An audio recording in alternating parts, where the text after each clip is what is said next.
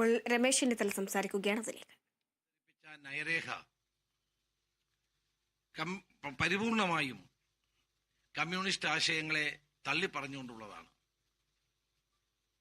കഴിഞ്ഞ 25 വർഷക്കാലമായി ഇന്ത്യയിലെ കമ്മ്യൂണിസ്റ്റ് പ്രസ്ഥാനം സ്വീകരിച്ച എല്ലാ നയങ്ങളെയും പരിപാടികളെയും തള്ളിപ്പറഞ്ഞുകൊണ്ട് നവ ലിബറൽ സമീപനങ്ങളുടെയും ചെങ്ങാത്ത മുതലാളിത്തത്തിന്റെയും വ്യക്താക്കളായി മാറി എന്നുള്ളതിന്റെ സർട്ടിഫിക്കറ്റാണ് ഈ പിണറായി വിജയൻ അവതരിപ്പിച്ച ഈ നയരേഖ. കേന്ദ്രത്തിൽ കോൺഗ്രസ് ഗവൺമെന്റ് അധികാരത്തിലിരുന്ന കാലഘട്ടത്തിൽ അന്ന് ഉദാരവൽക്കരണവും സാമ്പത്തിക പരിഷ്കാര നയങ്ങളെയും നഖശിഖാന്തം എതിർത്ത ഒരു പ്രസ്ഥാനമാണ് കമ്മ്യൂണിസ്റ്റ് പാർട്ടി. അന്ന് അതിനെ പല്ലും നഖവും ഉപയോഗിച്ച് എതിർത്ത CPM അതേ നയങ്ങൾ ഇന്ന് 25 വർഷങ്ങൾക്ക് ശേഷം നടപ്പാക്കാൻ ശ്രമിക്കുന്നത് കേരളത്തിലെ ജനങ്ങളോട് നിരവധികമായ മാപ്പ് പറഞ്ഞുകൊണ്ടായിരിക്കണം. ഇന്ത്യയിലെ ജനങ്ങളോടും മാപ്പ് പറയണം. കാരണം എല്ലാ കാലത്തും CPM ഇങ്ങനെയാണ് ചെയ്യാറുള്ളത്. തങ്ങളുടെ തെറ്റായ നയങ്ങൾ ഉയർത്തിപ്പിടിച്ചുകൊണ്ടുള്ള സമരങ്ങളും നിലപാടുകൾ സ്വീകരിക്കും. പിന്നെ 10 വർഷങ്ങൾ കഴിഞ്ഞാൽ നിലപാട് തിരുത്തും. അതേ നയമാണ് ഇപ്പോൾ CPM സ്വീകരിക്കുന്നത്. പണ്ട് കൽക്കട്ട തീസിസ് അംഗീകരിച്ച് നടപ്പാക്കുകയും പ്രക്ഷോഭങ്ങളും സമരങ്ങളും നടത്തുകയും ചെയ്ത ശേഷം പിന്നീട് തെറ്റാണെന്ന് അവർ പറഞ്ഞു. അതേ നിലപാടാണ് ഇപ്പോഴും സ്വീകരിക്കുന്നത്. 1991 മുതൽ ഡോക്ടർ മൻമോഹൻ സിംഗിന്റെ നേതൃത്വത്തിലുള്ള കേന്ദ്ര ഗവൺമെന്റ് നടപ്പാക്കിയ സാമ്പത്തിക ഉദാരവൽക്കരണ നടപടികൾ മാർക്സിസ്റ്റ് പാർട്ടിയും CITU അടക്കമുള്ള എല്ലാ ബഹുജന സംഘടനകളും ശക്തമായി എതിർത്തു വന്നതാണ്.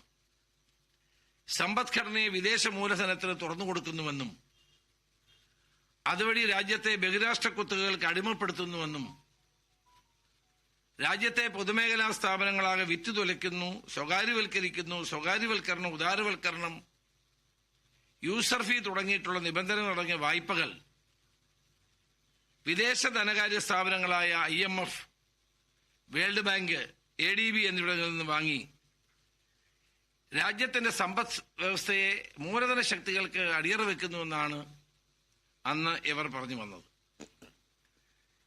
രാജ്യത്തിന്റെ ബൗദ്ധിക സ്വത്തവകാശ നയങ്ങൾ അടിച്ചേൽപ്പിച്ച് രാജ്യത്തെ ശാസ്ത്ര സാങ്കേതിക മേഖലകളെ സാമ്രാജ്യത്വ ശക്തികൾക്ക് അടിയറ വെക്കുന്നുവെന്നാണ് ഇവർ പറഞ്ഞത്.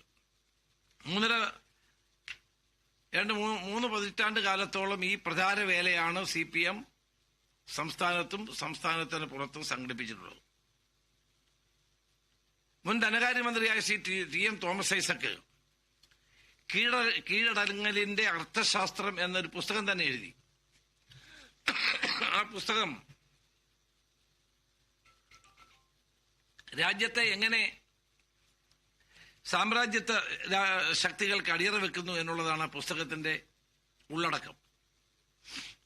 2001-2006 കാലത്തെ UDF ഭരണത്തിന്റെ കീഴിൽ ADB വായ്പ ഉപയോഗിച്ച് നടപ്പാക്കിയ മോഡേണൈസേഷൻ ഇൻ ഗവൺമെന്റ് എന്ന പദ്ധതിക്ക് നേതൃത്വം കൊടുത്ത KM ഇബ്രാഹിമിനെ പോലെയുള്ള ഉദ്യോഗസ്ഥരെ തങ്ങൾ അധികാരത്തിൽ വന്ന കരണക്കുറ്റിക്ക് അടിച്ച് പുറത്താക്കുമെന്ന് VS പറഞ്ഞത് ഞാൻ ഓർക്കുകയാണ്. അന്ന് അദ്ദേഹം പ്രതിപക്ഷ നേതാവായിരുന്നു.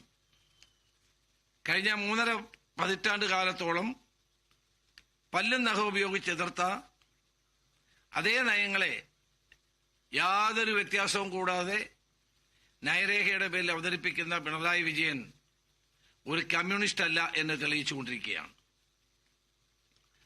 മാത്രമല്ല, ആ സാമ്പത്തിക ഉദാരവൽക്കരണ നയങ്ങളെ ഒരു ഉളുപ്പുമില്ലാതെ തന്റെ നയരേഖയിൽ ഉൾപ്പെടുത്തുന്നത് തികഞ്ഞ അവസരവാദപരമായ സമീപനമാണ് എന്ന് കേരളത്തിലെ ജനങ്ങളും ഇന്ത്യയിലെ ജനങ്ങളും ഓർക്കണം. ഇപ്പൊ CPMന് വിദേശ മൂലധന മുടക്കിനോട് യാതൊരു നിബന്ധനകളുമില്ലാതെ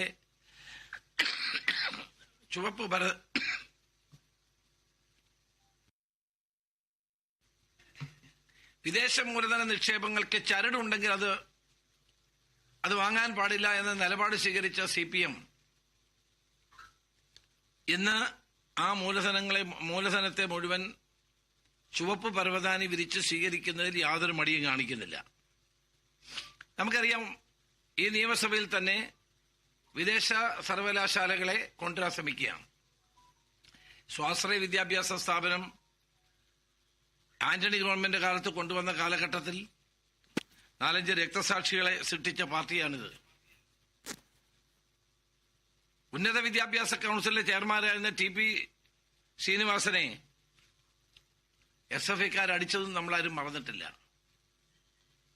ഇന്ന് പൊതുമേഖലാ സ്ഥാപനങ്ങളെ സ്വകാര്യവൽക്കരിക്കുന്നു. രമേശ് ചെന്നിത്തല മാധ്യമങ്ങളെ കാണുകയായിരുന്നു. മുഖ്യമന്ത്രിക്കെതിരെയും നയരേഖയ്ക്കെതിരെയും ഒക്കെ